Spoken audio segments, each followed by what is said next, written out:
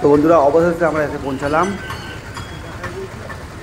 ঘাটশিলার মা রঙ্কনীর মন্দিরে। তোমাদের মন্দিরের গেটটা আমি দেখালাম, অল্প একটুকুনি দেখালাম, বেশি দূর থেকে ভিডিও করতে পারলাম না কারণ অটো থেকে নেমে সঙ্গে সঙ্গে ঢুকে গেছি। এখন আমরা আস্তে আস্তে প্রবেশ করছি মা রঙ্কনীর মন্দিরের ভেতরে। তো তোমরা দেখতেই পাচ্ছ এখানে অনেক লোকজন আছে, আর আশেপাশেটা তোমাদের আমি ঘুরিয়ে দেখাবো। মন্দিরের ভেতর মন্দিরটা তোমাদের দেখাবো। ওখানে কাছাকাছি একটা মন্দিরে এই যে ভাইপো দেখতে পাচ্ছ,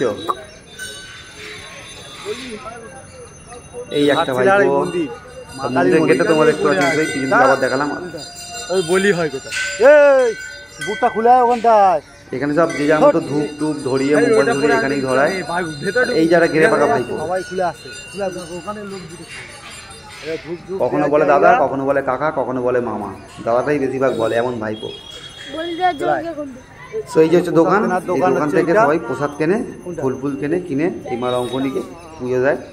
আর সেই যে তোমরা দেখতে পাচ্ছ এখানে হচ্ছে সবাই ঢিল বাঁধে, মানত করে, ঢিল বাঁধে, দেখতেই পাচ্ছ। ধূপ টুপও দেয় এই গাছের গোড়ায়। জায়গাটা খুবই সুন্দর।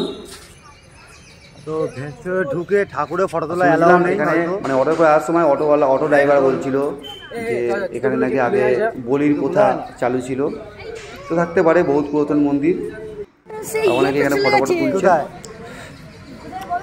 এই যে এখানে সব জুতো রাখার জায়গা দেখো। এখানে তো জুতোটা পর।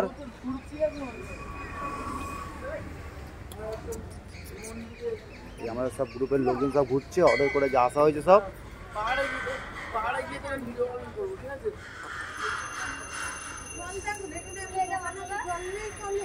মন্দিরের লোকেশনটা খুবই সুন্দর।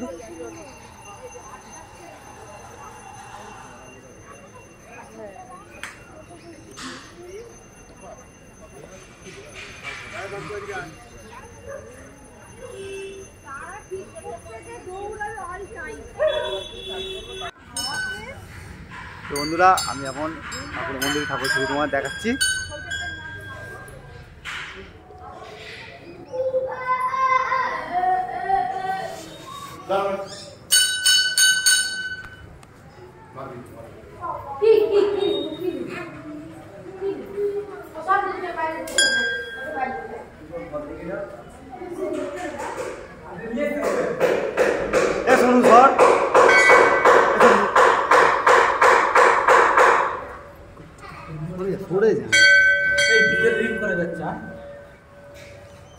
তো আমি এখন প্রবেশ করেছি মা রঙ্কনী মন্দিরের পুরো ভেতরে। তোমাদের একটু কাছে এনে দেখাচ্ছি আমি।